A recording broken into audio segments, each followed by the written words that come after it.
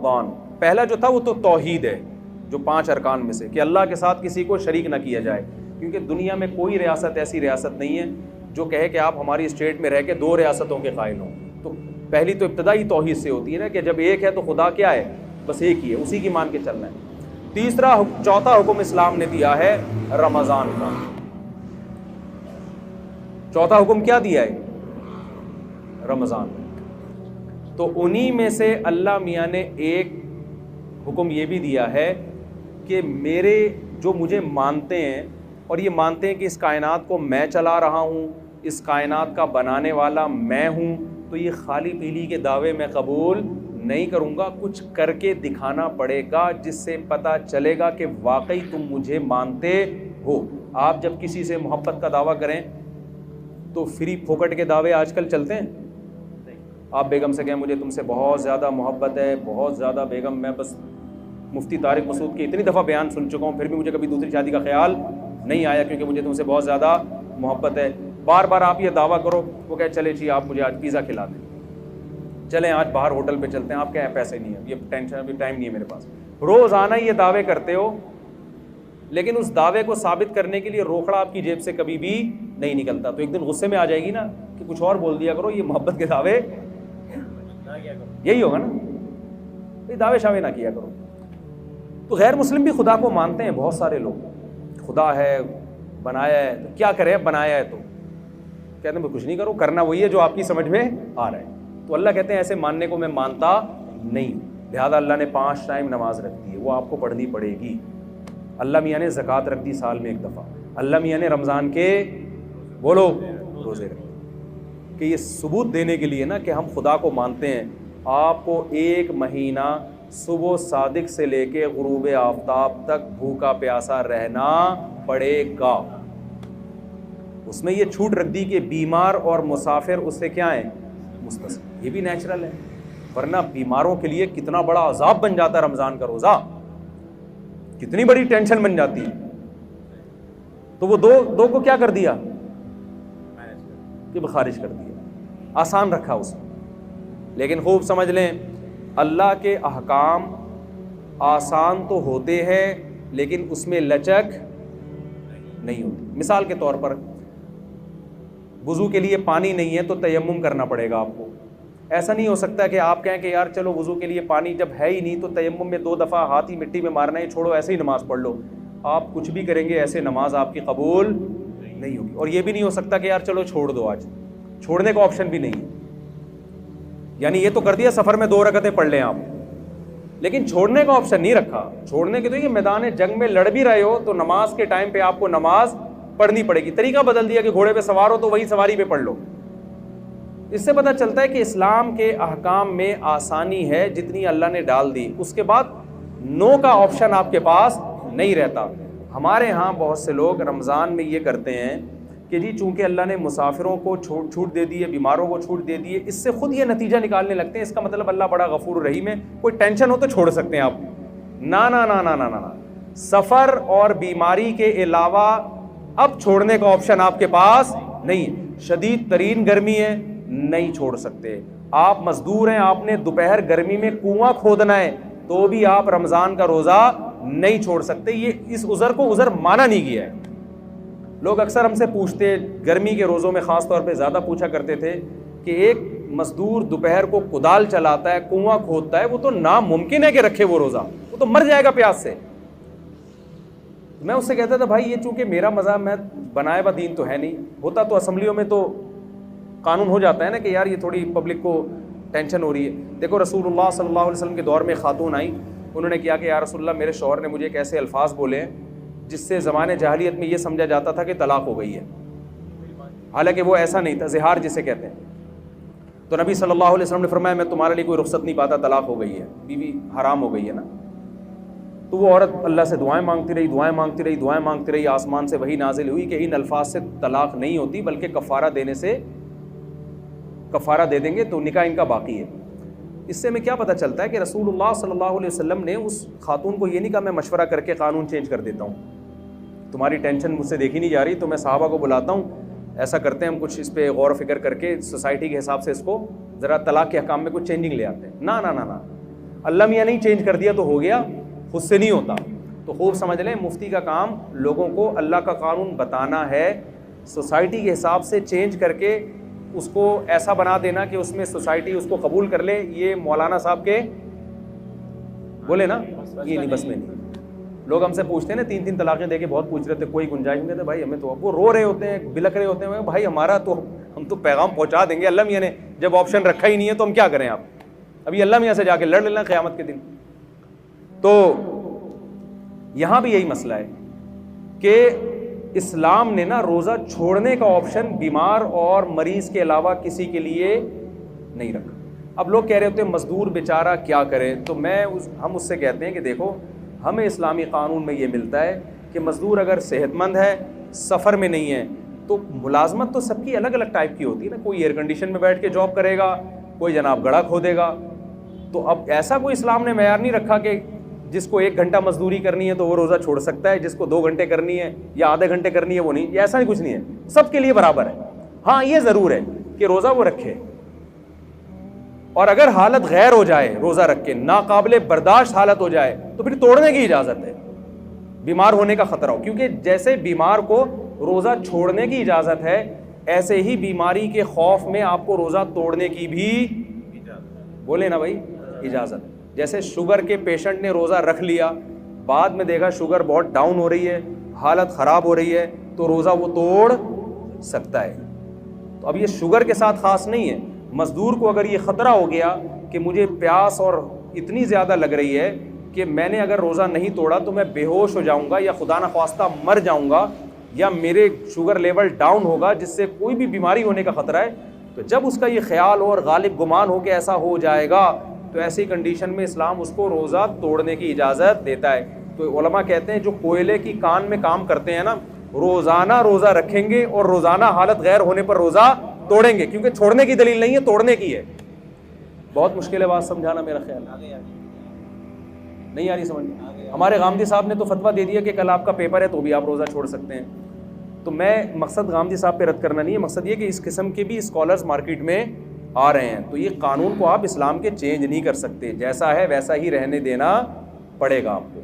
तो आपके पास गर्मी की शिद्दत की वजह से, जॉब की वजह से, पढ़ाई की वजह से, पेपर की वजह से रोज़ा छोड़ने का ऑप्शन नहीं है, और तोड़ने का भी पेपर की वजह से नहीं है, तोड़ने का बीमारी की वजह से है।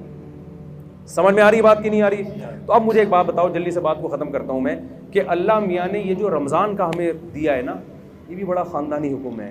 ये भी लगता है कि ये अल्लाह ही का बनाया हुआ कानून है, किसी इंसान का बनाया हुआ कानून नहीं हो सकता। एक दौर तक हम सुनते रहे, मैं बचपन में डॉक्टरों से सुना करता था कि हमें हर थोड़ी थोड़ी देर में ना कुछ खाना चाहिए, एकदम पेट भर के नहीं खाना चाहिए। मुझे शुरू से ये बात मेरी खोपड़ी में नहीं आती थी, ये नेचर के ख़िलाफ़ है। एक डॉक्टर साहब के पास गए, मेरा पेट ख़राब है। उन्होंने कहा, डॉक्टर साहब ने कहा कि देखें थोड़ा सा खाएं, 2 आने वाले, फिर आधे घंटे बाद फिर थोड़ा सा खाएं, 2 या 3 जितने अफोर्ड कर सकें, फिर थोड़ा खाएं। मैंने कहा, डॉक्टर साहब हमारी बकरी को तो मैंने इस स्टाइल में देखा है, कभी किसी इंसान को मैंने इस तरह खाता हुआ नहीं देखा। अगर ये नेचुरल होता तो सबसे पहले मोहम्मद सल्लल्लाहु अलैहि वसल्लम का तरीक़ा होता, जो अल्लाह के पैगंबर थे। आपका कोई काम नेचर के ख़िलाफ़ नहीं था। वहाँ तो 2 खाने मिलते, नाश्ता भी नहीं मिलता हमें, बुक रहता हूँ आशिया। आप सल्लल्लाहु अलैहि वसल्लम दोपहर से पहले खाया करते थे सहाबा के दौर में, और मगरिब के बाद खाया करते थे। ये 2 टाइम थे खाने के। नाश्ते का लफ्ज़ अरबी डिक्शनरी में आपको नहीं मिलेगा, हालांकि अरबी बड़ी फसी और बलीग ज़बान है। फतूर जो आज अरबी में है, ये जदीद अरबी में है, फतूर नाश्ते को कहते हैं। कदीम अरबी में नाश्ते का लफ्ज़ बोले नहीं। बल्कि मैं और आपकी जनरल नॉलेज के लिए एक बात बताऊं, अंग्रेज़ के बर्रे सगीर में आने से पहले आपको अपने बाप दादा की डिक्शनरी में भी नाश्ते का लफ्ज़ नहीं मिलेगा। ये अंग्रेज़ों ने नाश्ता मुतारिफ करवाया है। समझ में आ रही है बात कि नहीं आ रही? तो ये था ही नहीं, ये मुसलमानों में आया गोरों के आने के बाद है। चाय भी, सिगरेट भी, गुटके भी, पान भी, ये सारी चीज़ें ये अंग्रेज़ों के आने के बाद आई हैं, वरना मुसलमान कल्चर इन तमाम चीज़ों से क्या था, पाक था। वो जानते ही नहीं थे ये क्या होगा। तो चाय पिए ना, मैं भी पीता हूँ, मैं ये नहीं कि छोड़ दें आप, या पिए ना पिए वो आपका हेडेक है। बताने का मकसद ये कि ये सारी चीज़ें ये बाद में आई हैं, ये हमारा कल्चर नहीं है। तो उनमें नाश्ता भी बाद में आया है। 2 टाइम का खाना है। अब सुना है डॉक्टर यही कह रहे हैं कि 2 टाइम खाया करो, तमीज़ का खाना यही होता है 2 टाइम का, वल्लाहु आलम। ये डॉक्टरों की फील्ड है कि डॉक्टर साहब से ही पूछें आप। तो अब आपको पता है मुस्लिम फास्टिंग के नाम पे एक बड़ी तहरीक चल रही है डॉक्टरों की तरफ से, 16-16 घंटे की फास्टिंग, ख़ास तौर पर जिनके वेट ज़्यादा हैं। ज़्यादातर तो के वेट क्या हैं? ज़्यादा ही है ना मेरा ख्याल। मैंने बहुत कम लोग देखे कोलेस्ट्रॉल की कमी हो जिनमें, ऐसे बहुत देखे। अच्छा, आप जितने लोग मर रहे हैं, मुझे एक बात बताओ, कोई डॉक्टर साहब बैठे हैं तो उनसे पूछिएगा कोई एक बंदा दिखाएं अस्पताल में जो खुराक की कमी से मर रहा हो? कोई है ऐसा बंदा? कितनी महंगाई हो जाए, कितनी गुर्बत हो जाए, डॉलर कितना ही ऊपर चला जाए, फिर भी भूख से मरने वालों का रेशो हमारे सोसाइटी में कम है, खा के मरने वालों का रेशो बहुत ज़्यादा। तो हमें जो हुक्म दिया है ना, उसमें रूहानी क़ुव्वत बाद में है, हमारे जिस्म और बॉडी का फ़ायदा पहले। उलमा एक ज़बरदस्त बात कहते हैं कि माल की ज़कात पैसा है, बॉडी की ज़कात क्या है? बोलें, रोज़ा। जैसे माल की ज़कात देने से हदीस में आता है कि ये मैल कुचैल है जो आपके माल से निकल जाता है, तो इसी तरह बॉडी की ज़कात से भी आपकी बॉडी का मैल कुचैल क्या होता है? रोज़े के ज़रिए निकल जाता है। ये अल्लाह की बहुत बड़ी हम पर नेमत और रहमत है। और इसमें ये तो जिस्मानी फ़ायदा है, रूहानी फ़ायदा क्या है? ये बहुत अहम है। कुरान क्या कहता है? लअल्लकुम तत्तकून, ऐ ईमान वालों तुम पे रोज़े फ़र्ज़ किए गए ताकि तुम्हारे अंदर तक़वा पैदा हो। तक़वा अरबी में कहते हैं बचने को। देखें, आज कामयाबी इसे समझा जाता है कि आपकी सारी ख्वाहिशात पूरी हो जाएं। ये बहुत बड़ी भूल है। जिन लोगों की सारी ख्वाहिशात पूरी होती हैं वो डिप्रेशन के मरीज़ बनते हैं और बिल आखिर वो ख़ुदकुशी की तरफ उनकी तबीयत माइल होती है। इंसान की बॉडी को अल्लाह ने ऐसा बनाया है कि एक ख्वाहिश पूरी हुई, वो 4 ख्वाहिशें पैदा करके ख़त्म होती है। फिर वो 4 ख्वाहिशें पूरी हुई तो ऐसा नहीं कि इत्मीनान हो जाए, वो 4000 ख्वाहिशें पैदा हो चुकी होती हैं।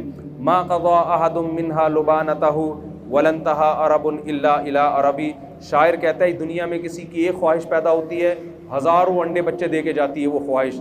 तो फिर एक स्टेप ऐसा आता है कि आपकी एक ख्वाहिश भी अगर पूरी ना हो तो आप स्ट्रेस और डिप्रेशन में जाने लगते हो और आपको ख़ुदकुशी के ख़यालात आना शुरू हो जाते हैं। यूरोप में आप जाएं, जिस मुल्क में सबसे कम टेंशन है वहीं टेंशन का रेशो सबसे ज़्यादा है।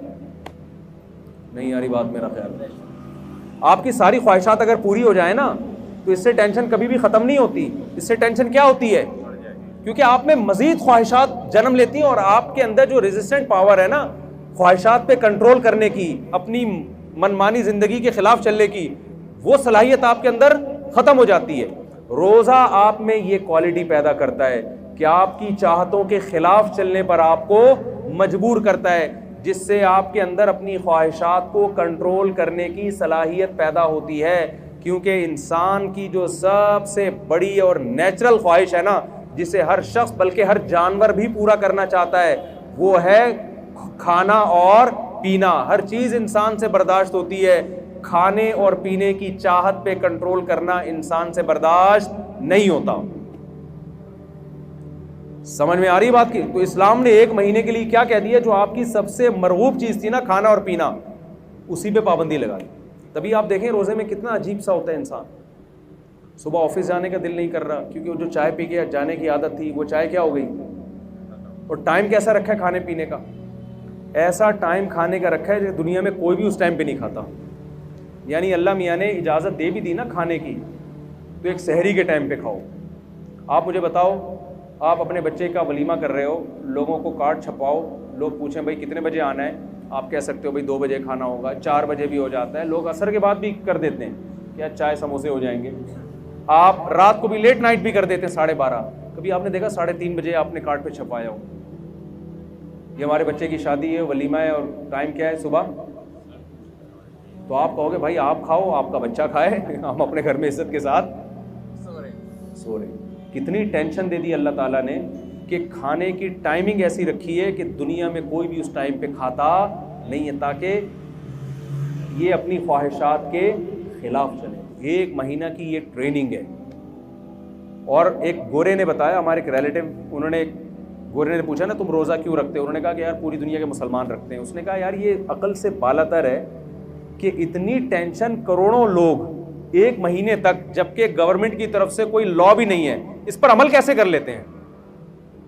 मैं आपको दावे से कहता हूं, अगर इस्लाम ये हुक्म ना देता ना और यूनाइटेड नेशन की तरफ से लॉ पास हो जाता कि पूरी दुनिया में सिर्फ 1 करोड़ लोग 1 महीना भूखे रहेंगे, मैं कहता हूं 1 करोड़ तो दूर की बात, 1 लाख भी इस कानून पे अमल ना करते, चाहे कितने इनामात लगा देते। ये आसान काम नहीं है।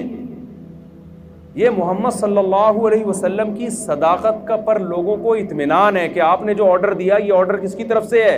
खुदा की तरफ से। तो ये जब तक अल्लाह का कॉन्सेप्ट ना होता और अल्लाह के अजर का तसव्वुर ना होता, करोड़ों लोगों का 1 महीने तक अपने लाइफ स्टाइल को चेंज कर देना ये मुमकिन नहीं था, ऐसा ऑर्गेनाइज होना मुमकिन ही नहीं था। तो रमज़ान खुद इस्लाम के और मोहम्मद सल्लल्लाहु अलैहि वसल्लम के बरहक होने की एक बहुत बड़ी दलील है। अब आखिरी बात ये कि अल्लाह ने हमें हमारी ख्वाहिशात पे जो कंट्रोल करवाया है रमज़ान में, उसकी हिकमत अल्लाह ने बयान की ताकि तुम्हारे अंदर बुराइयों से बचने की सलाहियत पैदा हो जाए। लेकिन अफसोस के साथ ये कहना पड़ता है कि जैसे हम रमज़ान से पहले होते हैं, रमज़ान के बाद भी बिल्कुल एज इट इज़ उसी तरह होते हैं। 1.001% भी हमें चेंजिंग नहीं आती। उसकी वजह यह है कि हम रमज़ान को रमज़ान समझ के और उसकी हिकमतों को सामने रख के गुजारते नहीं। तो इस रमज़ान में मैं और आप ये इरादा कर लें कि हम ट्रेनिंग की नीयत से इंशाअल्लाह इस रमज़ान को गुजारेंगे। हम कहेंगे ऐ अल्लाह, जो चीज़ें हलाल थीं और इंतहाई मरगूब थीं, हम जब तेरी खातिर उसको छोड़ रहे हैं तो हम ये प्रैक्टिस इस नीयत से कर रहे हैं ताकि जो चीज़ें हराम हैं और उनका छोड़ना रोटी छोड़ने से आसान भी है, हम पूरे साल उन हराम चीज़ों से इंशाअल्लाह बचने की कोशिश करेंगे। इस नीयत से रमज़ान आप गुजारेंगे तो इंशाअल्लाह रमज़ान आपकी ज़िंदगी में चेंजिंग लेकर आएगा। और अगर ये नीयत नहीं करेंगे तो रोज़े तो आपके इंशाअल्लाह हो जाएंगे, लेकिन जो रोज़ों का मकसद है वो हासिल नहीं होगा। कोलेस्ट्रॉल कम नहीं होगा, बाकी मकसद कहाँ से हासिल होंगे? देखिए, फास्टिंग से ही होता है ना, आप निथर जाते हैं, लेकिन रमज़ान में नहीं निथरते। उसकी वजह यह है कि जो आपने सुबह से लेकर शाम तक परहेज़ किया है, वो इफ्तारी में जो खाने की स्पीड और जिस किस्म की चीज़ें खाई जा रही होती हैं, तो रमज़ान में जो मादी हिकमतें हैं, उन हिकमतों की ऐसी की तैसी हो जाती है। तो जैसे मादी हिकमतों की पकोड़े खाने और समोसे खाने से ऐसी की तैसी होती है, रूहानी हिकमतों की ऐसी की तैसी इससे भी ज़्यादा होती है। तो हमने मादी तौर पे भी अपने आप को पे कंट्रोल करना है और रूहानी तौर पे भी अपने आप पे कंट्रोल करने की कोशिश करनी है। अल्लाह ताला से दुआ है, जो कुछ कहा सुना इसमें कमी कोताही अल्लाह माफ़ फरमाए, और जो सही बातें हुई अल्लाह उस पर हम सबको अमल करने की तौफीक अता फरमाए। व मा अलैना।